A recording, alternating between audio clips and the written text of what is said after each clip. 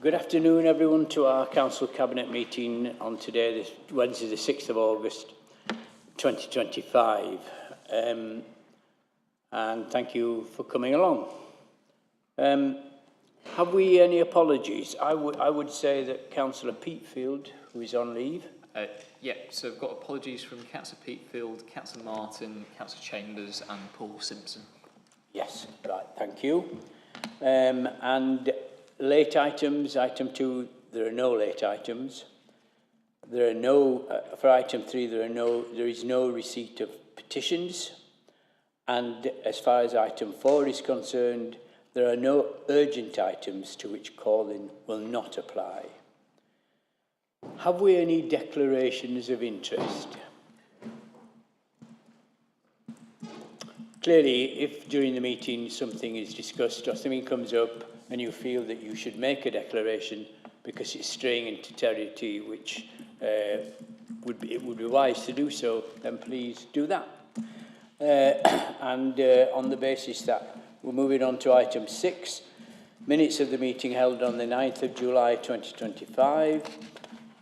We've all looked through these. We're happy that the resolutions for each item and key decision is reflected in what happened at the meeting. Are there any questions about that before I ask for someone to propose that they're a true record? Have we a proposal? Thank you. Have we a seconder? Thanks very much. We then move on to item 7, recommendations from Executive Scrutiny Board.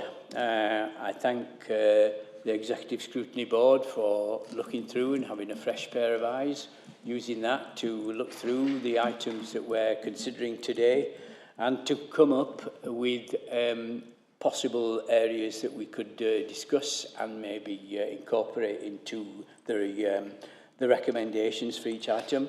And I propose, as is custom, to go through each item as it presents and talk about the recommendations at a relevant point in our discussions on the item. So we move then to item 8, which is preparing for adult specialist supported living development for 18 to 25-year-olds with learning difficulties, neurodiversity and or autism. This would have been presented by Councillor Martin and in the fact that she's on a lead members meeting, an important lead members meeting for adult social care. I gave her leave to attend that rather than this meeting. So I'll read out the summary of what's presented. So this report seeks approval to commission an external service provider to work in strategic partnership with the Council in delivery of a new supported living provision for younger adults aged 18 to 25 with learning difficulties, neurodiversity and or autism.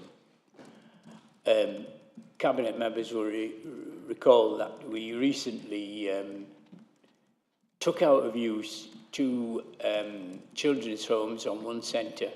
One was already vacant. The other had 2 young people in who moved to another location and are happy there. This left this building for repurposing.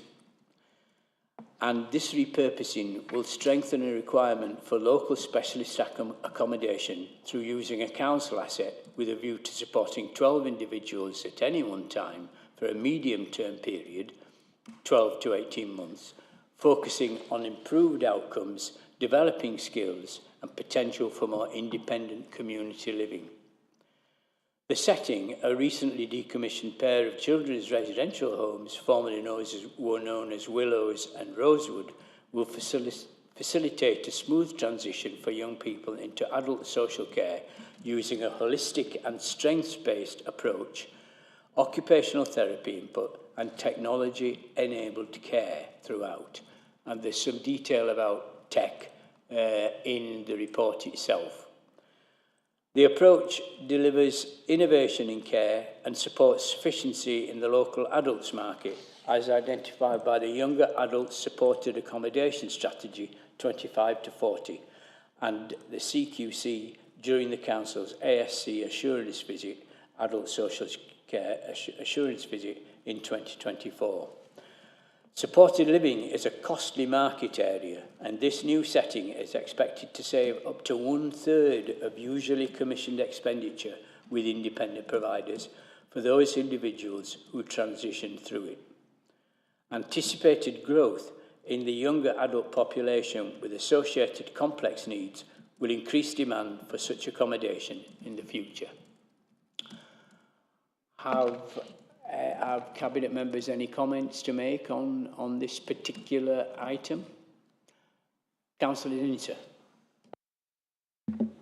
Thank you, Chair. It's always good to sort of have provision which is more controlled by us and closer to home than the costly funded provision which is further away. Something that can help transition from children to adult services is positive, and it'll be a positive use of our own sites, which I understand will still be under control of our council, and to sort of see that for a number of years they're not being fully utilised, and that this is a really an effective use of that. So I welcome this report on the basis that it will meet one of our targets to actually manage our funds better and to be more responsible in identifying provision closer to home than further away. Thank you, Councillor. There's a clear need for this kind of provision, and it's a real positive use of assets which belong to the council and will remain the assets of the council during this scheme over the next 10 years.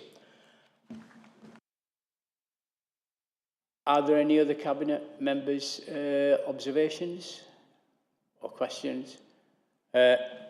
Councillor Kerr. Thank you. I think this is a really interesting scheme, and I recognise the reuse of assets and the purpose. But was this deemed to be the best location for this purpose?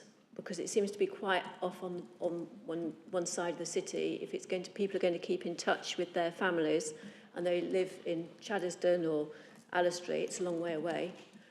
Were any other considerations given as to what these properties might have been used for within our portfolio of uses? Sorry, I forgot to switch my mic off during that, Councillor Kerr.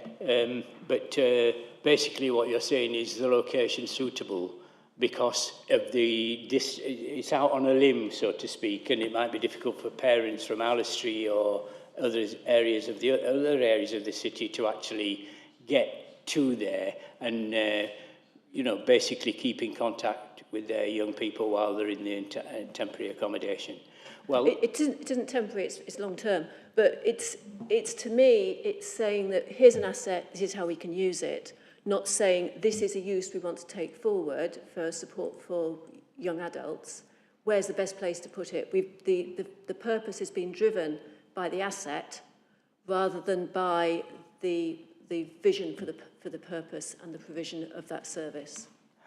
And I just wonder whether it is not an ideal location and whether other uses were considered for this building, these buildings. Well, you raise an interesting point, but I think Councillor Dinser mentioned that it's really highly desirable that the accommodation that we're using is close to home. In other words, is within the city, rather than having to send our young people to an area or a location which is more distant from the city.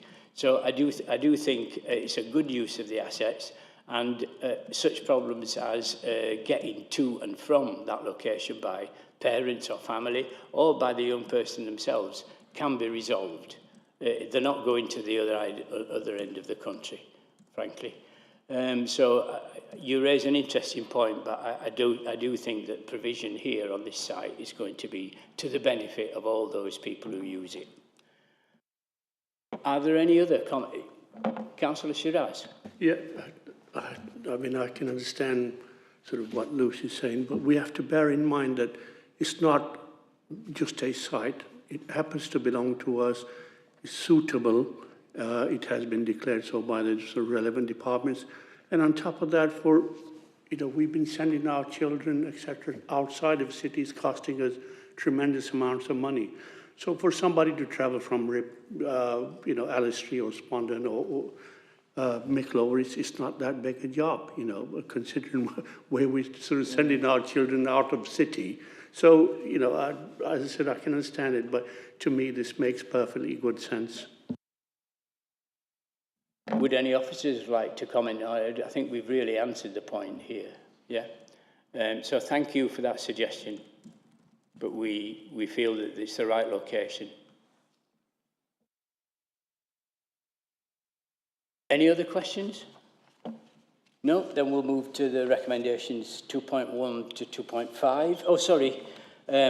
Executive Scrutiny Board resolved on this item to ask Council Cabinet, as the first resolution was to ask Council Cabinet to ensure that officers would consider the option of in-house provision of this service rather than commissioning of it.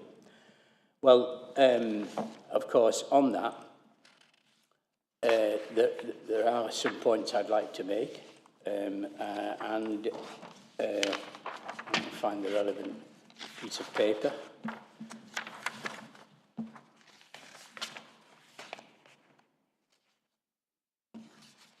I think that the first issue, and it is dealt with in the report, I think it's a really well-crafted report and looks at it from all angles, looks at the benefits and how any issues can be overcome.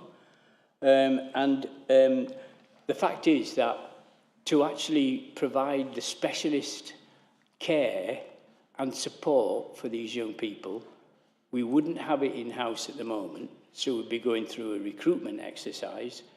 We'd then have to get them to work as a team, and it would take a longer time for it actually to be used for the purpose we want it to be used for. And there is a need at the moment, and a pressing need.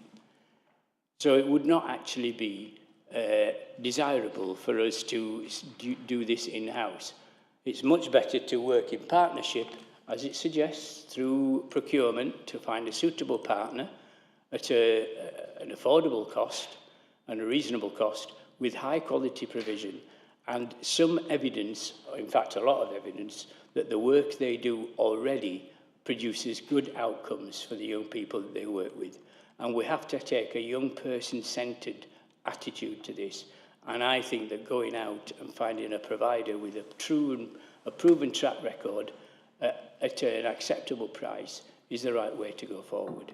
So we would not be mindful, I think, as a Cabinet, to accept that recommendation. The second recommendation is to ask Council Cabinet that a report be brought to Executive Scrutiny Board prior to delegated sign-off. That's really totally contrary to the usual process. It refers to item recommendation 2.5, namely to delegate approval to the Strategic Director for People Services in consultation with the Director for Legal Services and the Council and the Cabinet Member for Health and Adult Care to agree terms for and approve the Council entering into contractual arrangements via appropriate contracting mechanisms under the Procurement Act 2025. Now, that's the normal procedure that we adopt. That's the right procedure. There are checks and balances in that process. It's not just one person making the decision, it's a collective decision between a Cabinet member who's elected, an elected councillor, and a monitoring officer, and clearly the Director for People Services. That is the right way to go ahead. It would not be appropriate to then come back and seek scrutiny by executive scrutiny.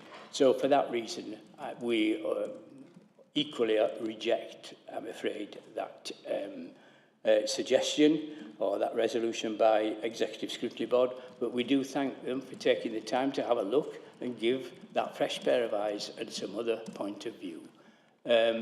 Would anyone else like to add any comments? No? Right. Then in that case, recommendations 2.1 to 2.5, are we in agreement, Cabinet? Thank you. Right. We move then now to item 9. Business rates retention administration for East Midlands investment zone.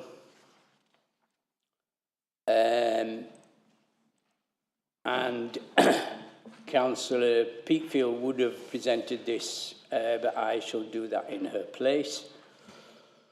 So just to kind of summarise this item for you, Cabinet, our combined authority has been awarded investment zone status, and this will bring significant funding and investment opportunities to grow our economy and create jobs and skills opportunities for our residents.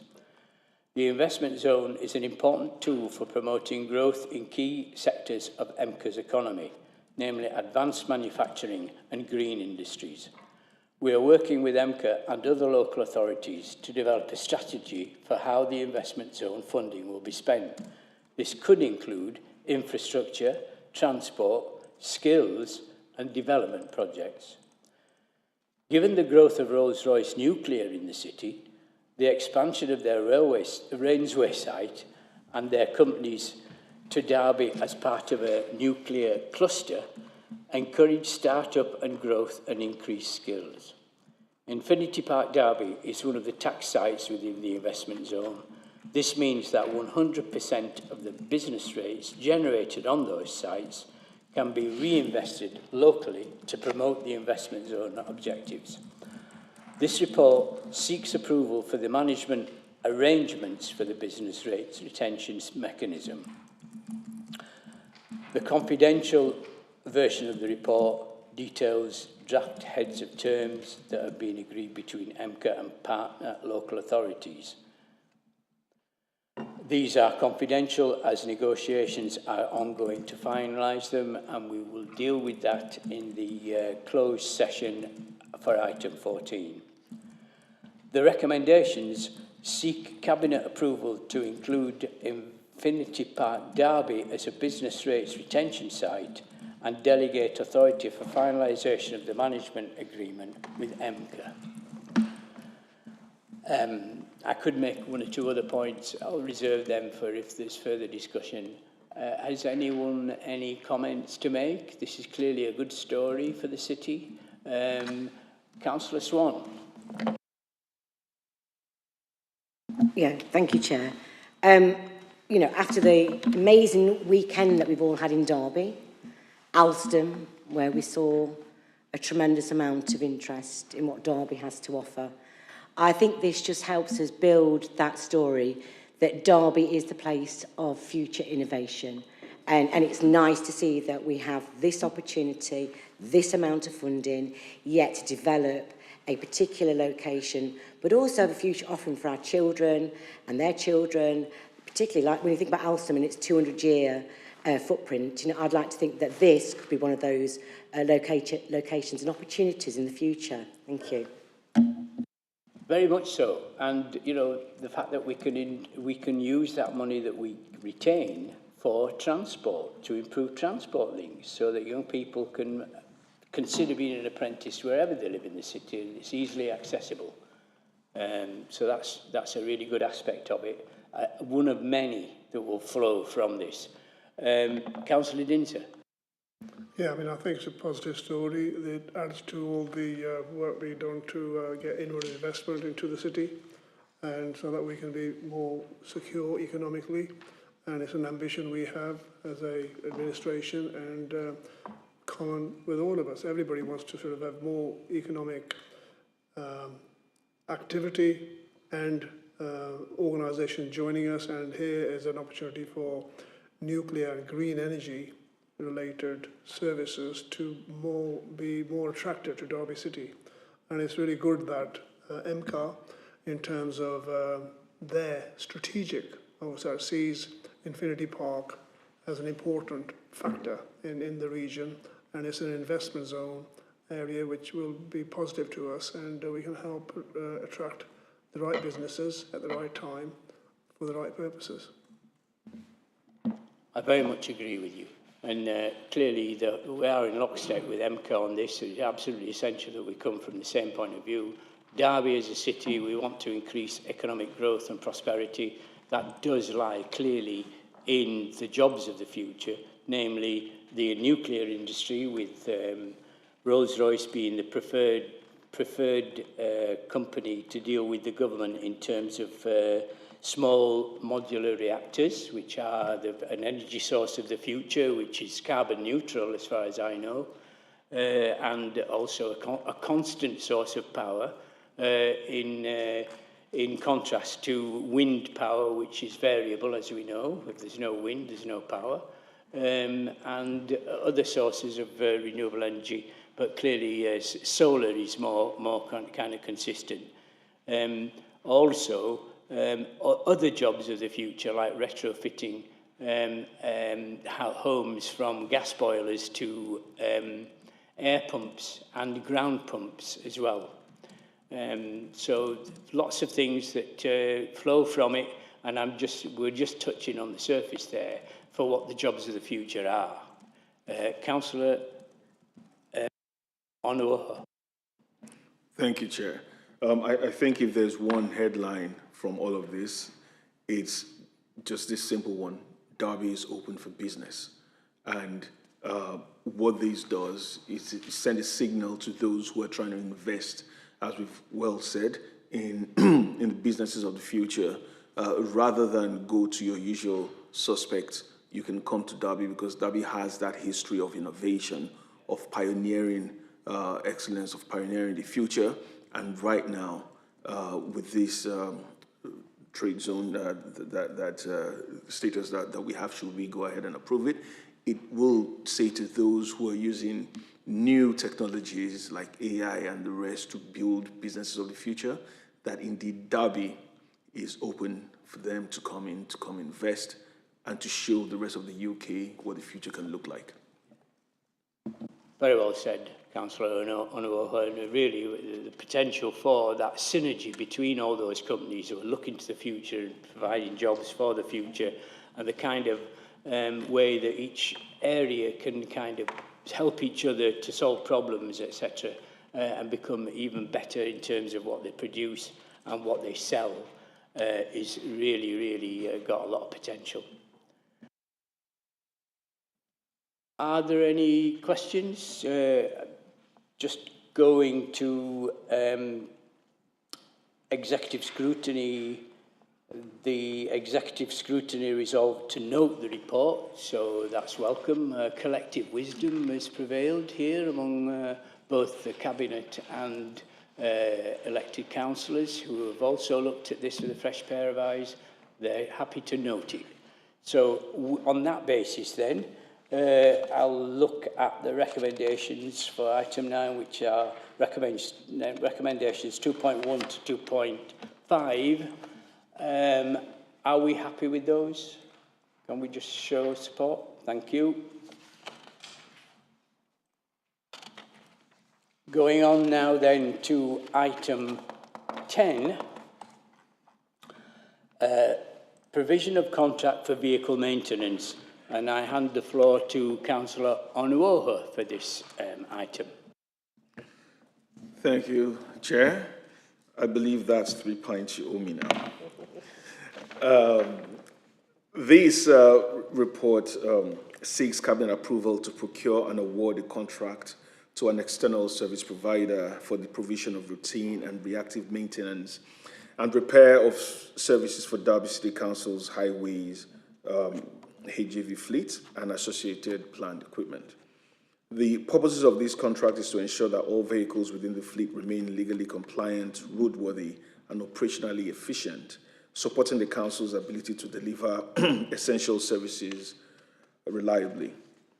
The introduction of a mandated food waste collection service from April 2026 will result in the expansion of the Council's fleet and subsequent changes to its operational license. Now, given the current capacity constraints at the Stores Roads Depot Workshop, external procurement is required to meet maintenance demands within the necessary timescales. This report provides details of the proposed contract, including an initial 3-year term with the option of a 2-year extension, the financial provisions already identified to support this procurement, and key legal, climate, and social value considerations. It also seeks delegated authority to the Strategic Director of Place in consultation with the Director of Corporate Governance, Property and Procurement to finalize and enter into the contract, ensuring continuity of services and alignment with wider local government reorganization plans.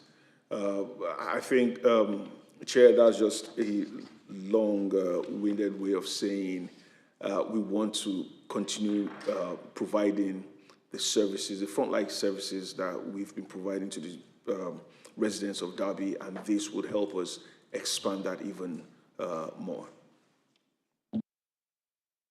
Thank you, Councillor. And clearly it's really important that we have really good, reliable personnel to actually make sure that the maintenance is seen to and seen to quickly, as that can impede our mission to make sure that deliver our services in a timely and appropriate way. And if vehicles are out of commission, then it's inevitable that that will disrupt service. It could be, for example, bin collections or things like that. Are there any questions or statements or opinions from Councillor Dinson? Thank you, Chair. I think this is important for two reasons. One, as Councillor Anwar said about the expansion to food waste collection, but we do know, since we've been in administration, that our in-house service was challenged by the fact that recruitment was not easy, and that led to delays in repairs and causing loss of service. And I'm hoping that the positive expansion of the service to meet the new demands, but also to actually make sure we're more efficient in terms of responding to inevitable breakdowns for our large fleet of vehicles, which are needed day in, day out to provide services for the people of Derby. And as we know, even one breakdown and not going out on the right time causes difficulty for our constituents and for our staff. So I'm hoping that this particular contract and procurement and expansion will enable for us to be more robust, and actually the retention and recruitment challenges we have would be avoided.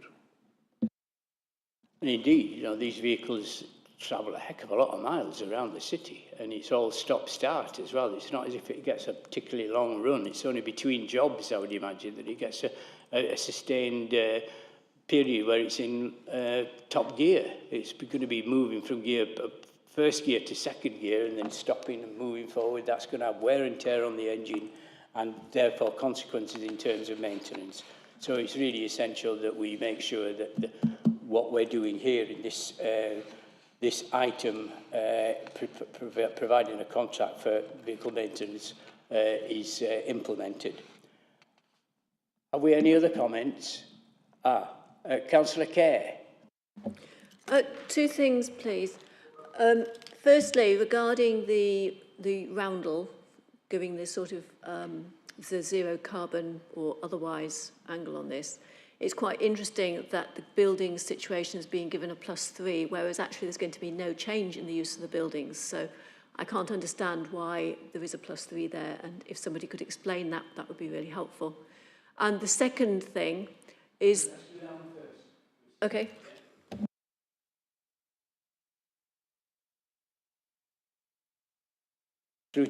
On item 10, if executive scrutiny is resolved to note the report, I'm happy to indulge you with this question because we're making really good progress through the items today. Could officers give some elucidation to what Councillor Kerr is saying? Thank you, Chair. When the officers provided the report, the reason that they gave it a +3 was because we won't be doing any demolition on the current workshop at Stores Road, and we won't be building a new workshop in the depot, so that's why it was given that number. Thank you. And let's go to your second point now, Lucy. Sorry, we're not going to demolish the council house, so therefore we'll give ourselves lots of green points. The second point is really a request that when we are looking at future planning for this, and the second depot, which there is talk about happening. There's sort of mention in here that this would be potentially an interim situation. If we are moving to bring this back in-house again in the future, can we also bring in sufficient capacity to provide HGV servicing as a service to other people within the city? I know it's something that, for example, bus companies have had problems with. So it's not to say yes or no at this point, but can officers consider that as part of forward planning?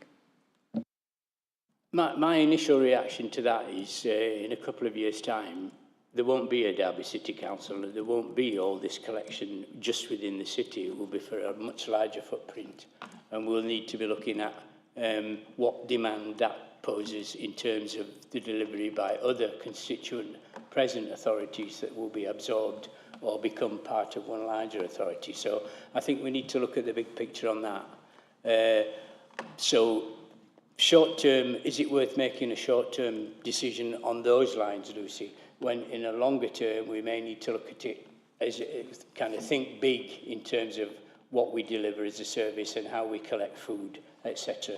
In the future, because that obviously will be an issue going forward. But I'm happy for officers or indeed cabinet members to make observations as well. Councillor Cowan. Thank you, Chair. I do like Lucy, some of the stuff that she comes up with. Bearing in mind our current situation financially, I don't think it's worthwhile us entertaining anything for 2 years. We have to wait and see what the local government reorganisation comes up with before we start making plans in terms of how we're going to look at for the next 5-10 years. Any other comments? I hope you feel you've had some kind of answer to your observation, Lucy. Right. In that case then, if there are no further comments, looking at the recommendations, which is 2.1 and 2.2, having read through, listened to the presentation, are we happy to accept that? I certainly am. Thank you, that's unanimous. And I know, sorry, I didn't refer to executive scrutiny. That I may have done initially in reflection of Lucy Kerr's contribution. Executive Scrutiny Board resolved to note the report. So again, collective wisdom and harmony has evolved there as well. So very nice. So now moving on then, having approved that item, we go to item 11, when I can find it, which is namely Q1 financial monitoring. And I hand the floor to Councillor Kozlowski, who will be presenting this item to Cabinet. Thank you, Chair.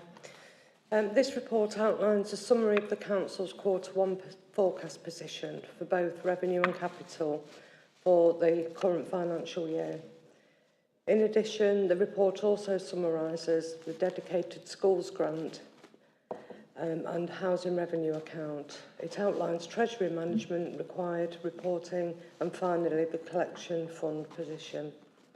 The Q1 forecast revenue position for Derby is a £1.318 million underspend, a result of setting a realistic budget which recognised the pressures facing the council and resulted in a circa £40 million investment into essential services in the February budget.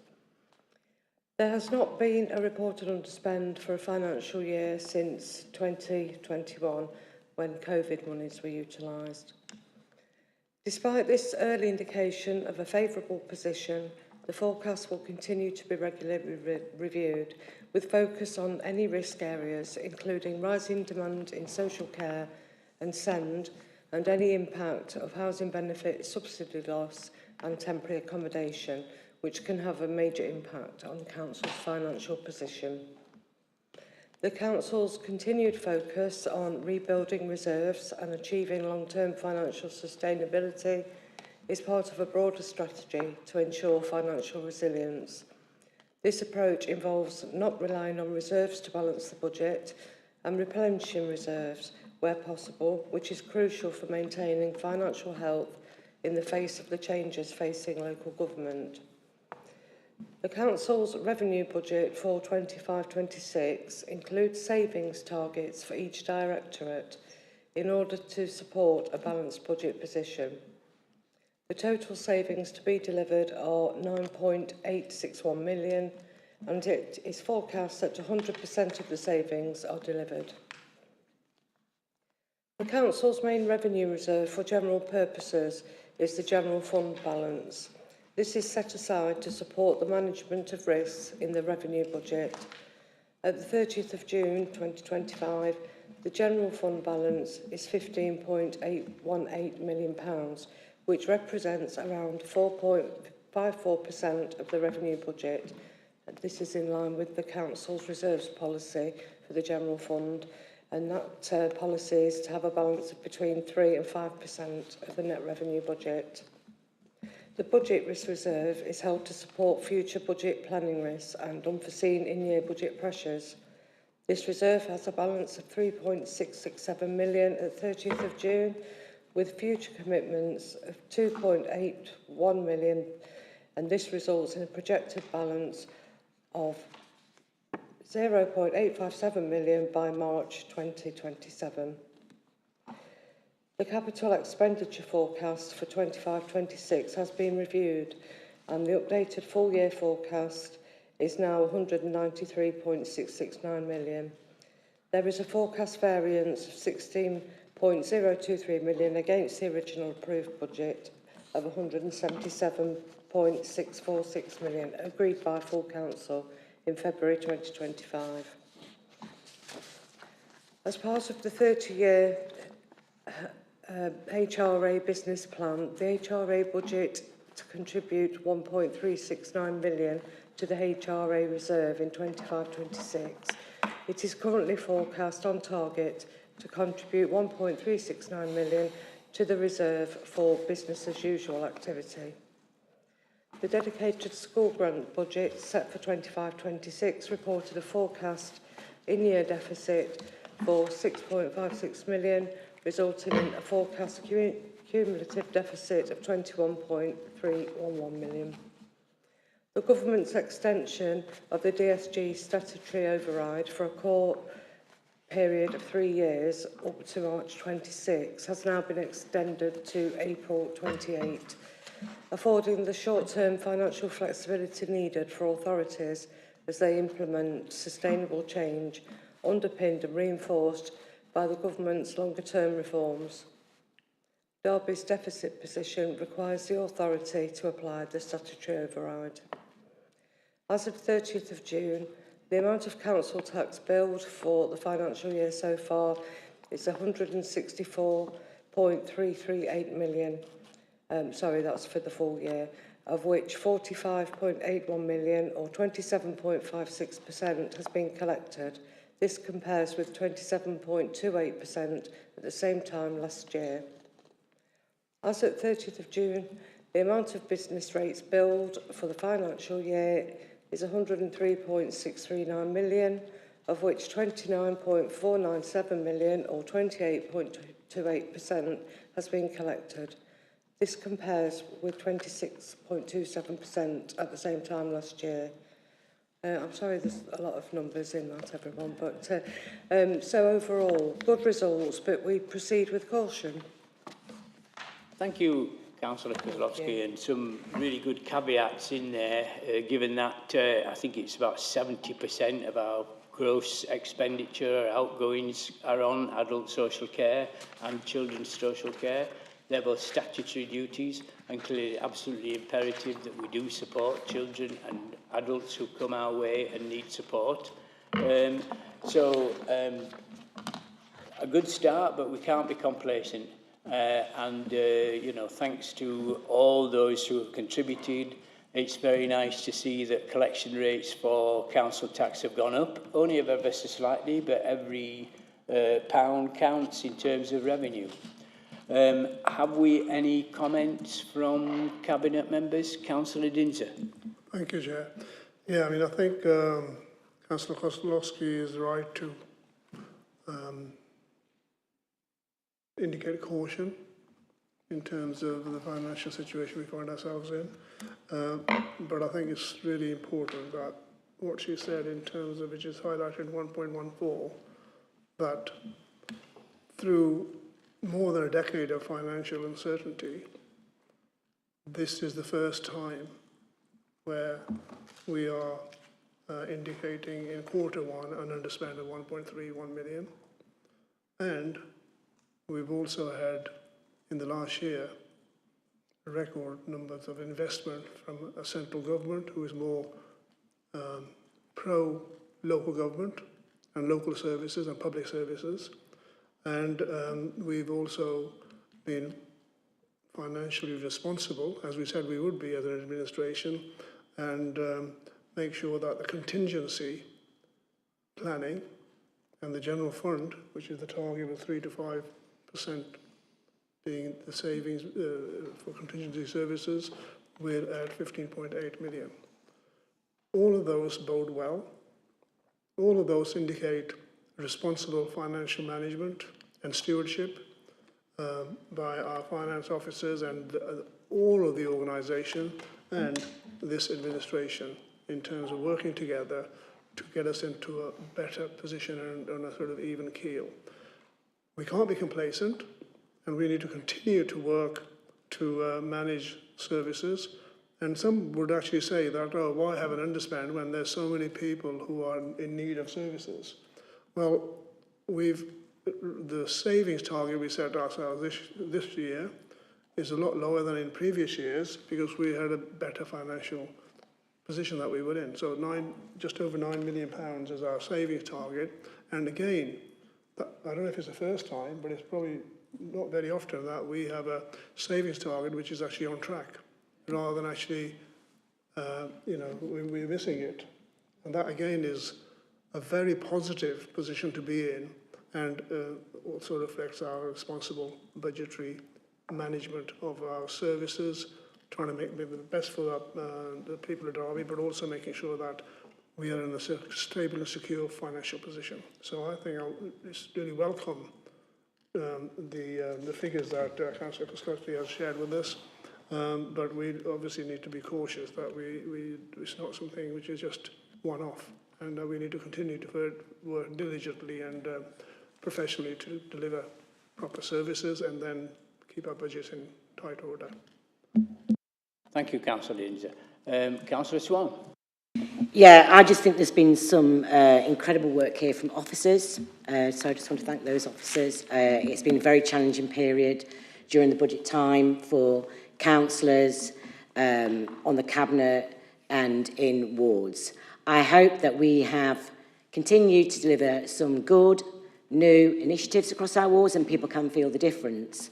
So that's really, really important. Now, we have got a saving here, but let's not forget, that it wouldn't take very much for us to tip those scales. So we need to continue with that. We need to continue with that good work. We cannot take our foot off the pedal and sit back and say, oh, well done, we've managed that. And I'm absolutely confident that we will continue to do that, but, use good insight to create new initiatives for Derby. You will not get...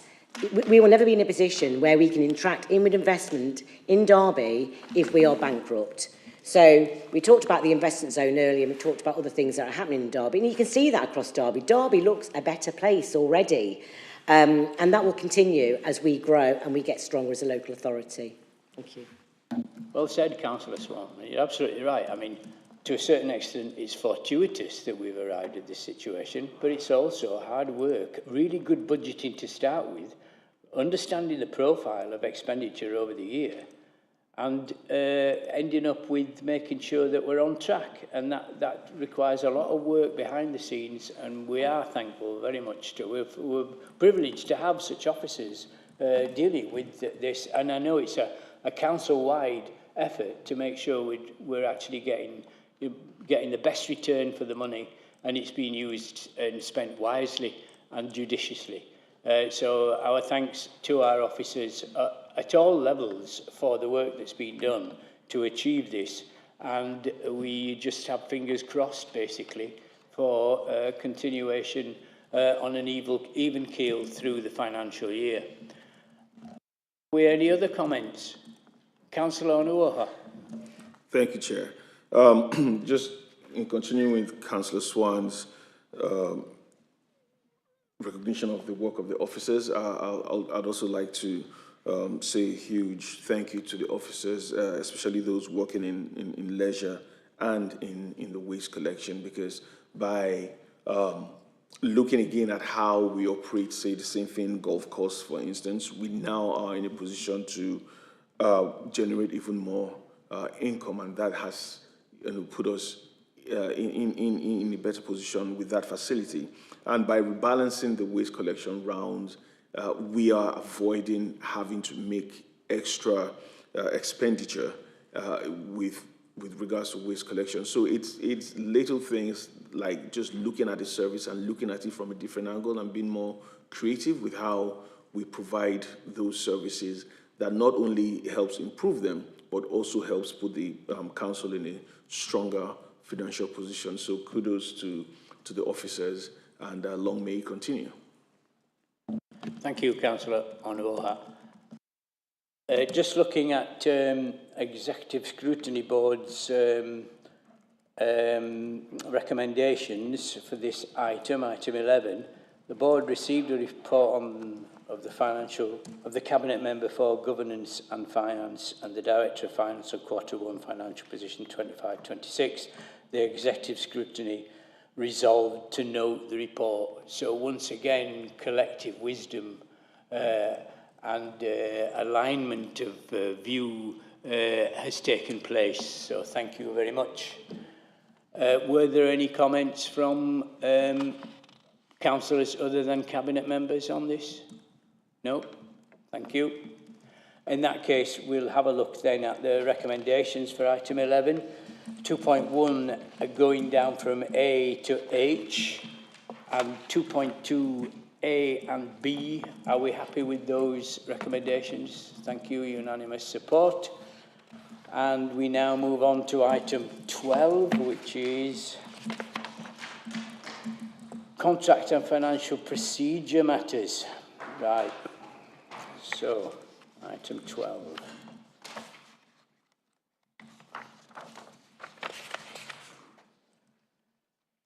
And what we have here then is, I think, a number of acceptance of a couple of items, and I'm going to ask Councillor Kozlowski once again to take the floor and talk us through this particular item. Thank you, Chair. So there are two items referred to in this report. Firstly, the adult skills funding, which is 2.879 million, and we'd like to accept that from EMCA. And it's designed to help to get Britain working, is the slogan, by supporting individuals aged 19 and over to gain the skills, qualifications and training they need to improve their job prospects, progress in their careers or move into further education. It's important to note the Adult Skills Fund is not new funding, it's continuation of the Department for Education ASF grant that has been allocated to Derby City Council's Adult Learning Service for over 15 years. This adult skills funding now sits with EMCA. And the second item is with regard to flexible use of capital receipts. A change in the use of capital receipts rules was introduced in March 2016. The Council opted into the new rules from the year 21-22, which allowed authorities to use qualifying capital receipts to fund transformational projects. This scheme has now been extended to March 2030. The medium-term financial plan of 25-26 to 27-28, which was approved by Council in February, outlined the Council's intentions to continue to utilise capital receipts for transformational purposes and to support transformation projects. At the time of writing the budget report, no suitable receipt had been identified to utilise.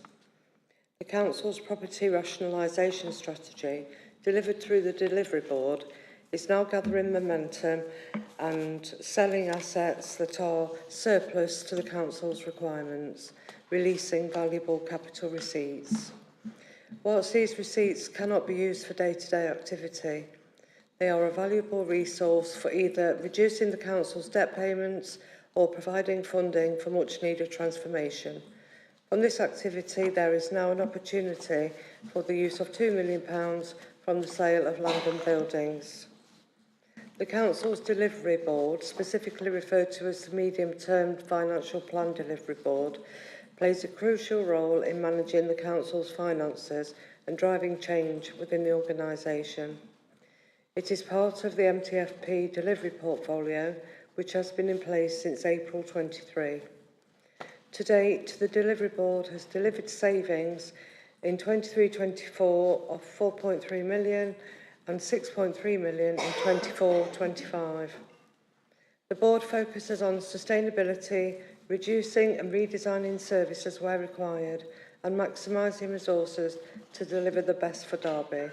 The Delivery Board is responsible for the management of the Change Fund, funded through the capital receipts, flexibilities, and through the established programme boards.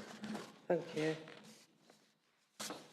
Thank you, Councillor Kozlowski. Any comments from Cabinet members? Just to make it clear, and it's emphasised in 4.13, the money is not the 2.879 million is not new money. It's just come from a different from government via a different route.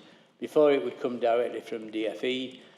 Now it comes via MCA, so that it has some strategic influence on the whole direction of how skills and employment are linked. And, you know, obviously higher skills mean better employment or entry to employment. Are there any other comments? It's clear they're both welcome initiatives, and it would be crazy for us not to accept them.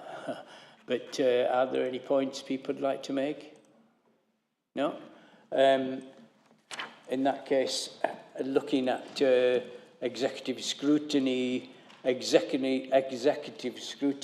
once more resolved to note the report. So clearly collective harmony and collective wisdom has prevailed, yes. And I'm sure everybody, it's in the interest of Derby and its people that we accept these two grants. So without further ado, I'll just move to the recommendations for this item. Recommendations 2.1 to 2.6. Are we, did you want to say something first? No? Right, in fact, are we all in agreement? Thank you, that's passed unanimously. We move then to item 13, which is to a resolution to exclude the press and public. The press have already left, even before we discussed the previous item. And I assume the gallery upstairs is empty.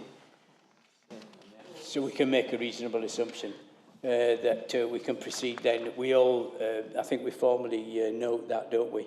We resolve to meet in a closed session. Yeah? And please switch off. Yeah.